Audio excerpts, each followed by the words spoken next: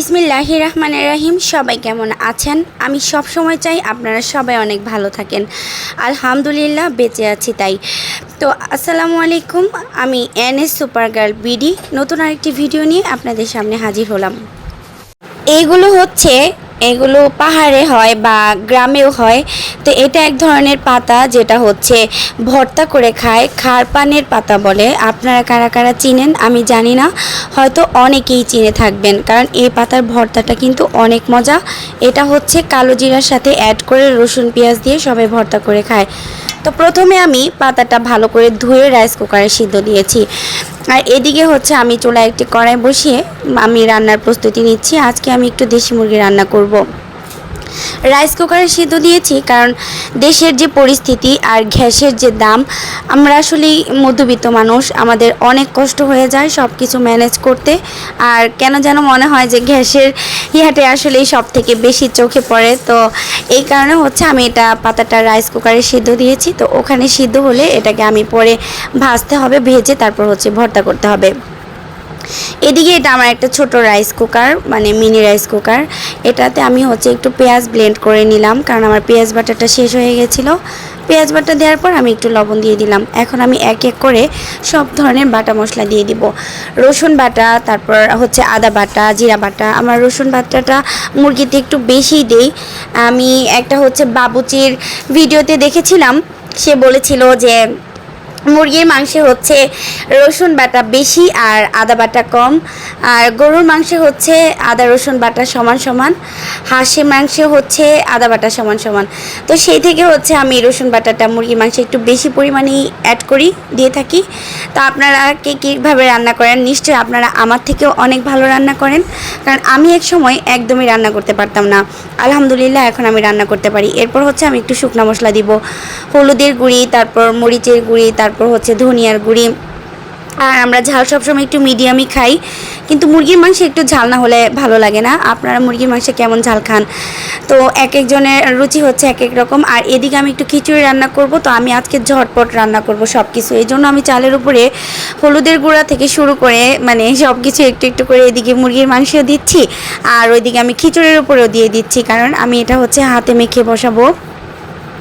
একদম হাতে মেখে ঝুঁকে তারপর হচ্ছে বসাই দিব। তো মশলাটি একটু নেড়ে চেড়ে দিলাম। আর এদিকে আমি এই খিচুড়ির জন্য একটু বাটা মশলা দিয়ে নিই। তো আমি প্রথমে একটু আদা বাটা দিলাম, আর খিচুড়ি আর পোলাওতে আমি একটু আদা বাটাটা বেশি পরিমাণে দিই। এরপর হচ্ছে জিরা বাটা দিব। তো এখন হচ্ছে সব থেকে বড় প্রবলেম, আমার রসুন বাটা কম ছিল। এদিকে হচ্ছে আমি রসুন বাটাটা মুরগির মাংসের মধ্যে একটু বেশি দিয়ে দিয়েছি, এজন্য এখন অনেকটাই কম আছে। আর ওই ছোট যে মশলাটা দেখলেন ওই পাশে, ওটা হচ্ছে রাঁধুনি দিগলা। কে কে কোন দেশের মানুষরা খান কমেন্ট করবেন। আর এই যে আমি একটু কেচে কুচে রসুন বাটা দিয়ে দিলাম, কারণ খিচুড়িতে হচ্ছে মশলা ছাড়া খিচুড়িটা ভালো হয় না। তারপরেও যেটুকু আছে হয়ে যাবে, আর একটু হলে ভালো হতো, না হলেও প্রবলেম নাই। তা আমি এখানে সব কিছু একত্রে দিয়ে দিলাম। এরপর হচ্ছে আমি কাঁচামরিচ দিব, কারণ মুরগির মাংসে আমি একটু ঝাল দিছি, অনেক ঝাল না তবে দিছি, এই জন্য আমি কাঁচামরিচ মাত্র 2টা কাঁচামরিচ দিলাম। আর এদিকে মশলাটা একটু লেড়ে দিই, কারণ লেড়ে চেড়ে না দিলে মশলাটা নিচে লেগে যাবে। তো আমি এখানে আর একটু পানি দিব, পানি দিয়ে ভালো করে মশলাটা কষাই নিব, কারণ আমার মনে হয় মশলাটা কষানোর মধ্যেই তরকারি সব থেকে ভালো মজাটা আসে। কারণ মশলা যদি না কষে যত ভালোভাবে রান্না করা হোক, দেখা যায় যে মশলার মধ্যে কাঁচা গন্ধ রয়ে গেছে। আর এটা হচ্ছে রাঁধুনির মশলাটা। আমি কিন্তু ওইরকম কোনো বড় ধরনের কোনো ইউটিউবার না যে আমি এটা প্রমোট করছি। এটা আমি সব সময় রান্নায় ইউজ করি। এটা আমি সব মানে মুরগির মাংসের জন্য মুরগির মাংসের মশলা। আর আমি প্যাকেটটাকে একটু পুড়ে তারপর হাত দিয়ে চেপে চেপে তারপর হচ্ছে এটাকে আটকায় রাখবো, কারণ তা না হলে বাতাস ঢুকে বাকি মশলাটা কিন্তু নষ্ট হয়ে যাবে, যতই প্যাকেটের গায়ে ডেট থাক না কেন। আমি সব সময় কোনো কিছু ছিলে এভাবেই করে রাখি, কারণ এভাবে না রাখলে ওটা খোলা থাকলে দেখা যায় যে ফাঙ্গাস পড়ে যায় বা একটু সাদা সাদা হয়ে যায়, মানে কালারটাও নষ্ট হয়ে যায় বা গন্ধ থাকে না, খেতে ভালো লাগে না। আর এই তো হচ্ছে দেশি মোরগ, অনেক বড়, একটু মোরগটা বড় ছিল। তো এখানে 2টা মোরগ আছে। আমি লেগ পিসগুলো একটু মানে কেচে নিয়েছি বা ফেলে নিয়েছি, আর পেঁপে দিয়ে রান্না করব। অনেক সময় বেশিরভাগ সময়ই দেখা হয় যে মুরগির মাংস বা গরুর মাংস শুধু শুধু রান্না হয়। তো আমার একটা পুপি ছিল, সে সব সময়, আমি বেশিরভাগ সময়ই দেখতাম যে পেঁপে দিয়ে মুরগির মাংস রান্না করতো, আর খেতে খুব মজা হতো। এই ছোট ব্লেন্ডারটা ডাইরেক্ট হয়ে গেছে, এই জন্য আমি এখানে কাপড় দিয়ে ধরে ইউজ করি, কারণ ইলেকট্রিক জিনিস ইউজ করতে আমার অনেক ভয় লাগে। এদিকে হচ্ছে বাসার সব থেকে যে ছোট সদস্য, তার জন্য আমি দুটো ডিম সিদ্ধ করে ওকে আলাদা করে দিছি, কারণ কুসুম আর ডিম একসঙ্গে খেতে গেলে হচ্ছে ওয়াক দেয় বা বমি করে দেয়, এজন্য আলাদা করে দিছি। কারণ কুসুমটা হচ্ছে ও পানি দিয়ে দিয়ে খায়। আমার মশলাটা ভালোভাবে কষে গেছে, এখন আমি মুরগির মাংসগুলো এক এক করে পেঁপে সহ দিয়ে দিব, কারণ পেঁপেটা কষতে কিন্তু সময় লাগে। আর শুনেছি যে কোনো মাংসে তরকারিতে হচ্ছে পেঁপে দিলে তরকারিটা অনেক তাড়াতাড়ি হয়ে যায়, এই জন্য আমি মানে আর মুরগির মাংস এমনিতেও খুব একটা সময় লাগে না, যেহেতু দেশি মুরগি একটু সময় লাগবে।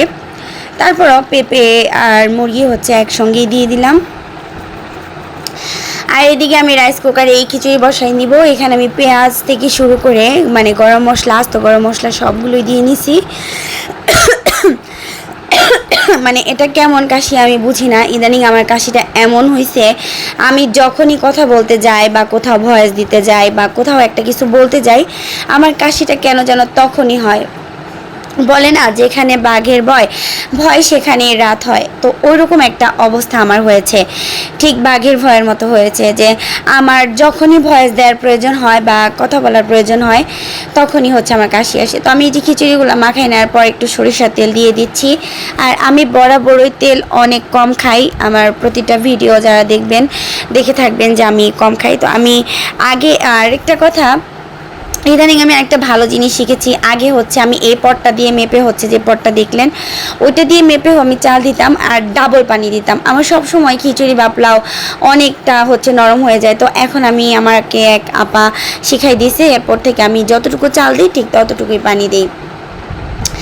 আর এতে হচ্ছে একটু মানে সময় লাগে হতে, তবে হয়ে যায়। আর এদিকে রসুন কেটে নিয়েছি, ওই যে যে ভর্তাটা বানাবো খারপানের পাতা বলে, তো খারপানের পাতা ভর্তাটাতে আমি এই রসুনটা ইউজ করব। একটু লেড়ে চেড়ে দিই, কারণ লেড়ে চেড়ে না দিলে লেগে যায়। এই তো সেই পাতাটা সিদ্ধ হচ্ছে, আর এদিকে আমার খিচুড়িও হচ্ছে। তো আমি দুঃখিত, কাশিটা তো আর নিজে থেকে হয় নাই, আমি চেষ্টা করছি কাশি না দিতে, কিন্তু না দিলে আর কী হবে, যে এভাবে তো আর থাকা যায় না। তো ওইদিকে রান্না হতে থাক, আর এই পাশে আমি ঘরগুলো একটু হালকা পাতলা গুছায় রাখছিলাম। গুছালে কি হবে, গোছানো তো আর থাকে না। আর এই যে দেখেন আমি একটা মেলায় গিয়েছিলাম, তো মেলা থেকে আমি এটা কিনে নিয়ে আসছি। এটার নাম কি আপনারা কমেন্ট করবেন, আর কে কে চিনেন, কে কে ছোটোবেলায় হচ্ছে এটা দিয়ে খেলছেন না বলবেন। এটা কিন্তু অনেক সুন্দর একটা জিনিস, এটা কিন্তু ছোট বড় দুইটাই হয়, বড়রা হচ্ছে বড়টা ইউজ করে। আমি একটু কাছে থেকে দেখাই, দেখেন কিভাবে এটা বানানো হয়েছে। আর এই সামনে একটু গর্ত থাকে, আর এটা দিয়ে কি করে, এটার নাম কি, এটা দিয়ে কি করে, কে কে ছোটোবেলায় এটা দিয়ে খেলেছেন। তো আমাকে এটা আমার আম্মু কিনে দিয়েছিল মেলা থেকে, আমি যখন ছোট ছিলাম। তো আমিও বাসায় কিনে নিয়ে আসছি। একটু টিভি দেখি, কারণ শুধু রান্না বান্না করলেই তো চলবে না, অনেক গরম পড়েছে। সবাই ভালো থাকেন, আল্লাহ হাফেজ।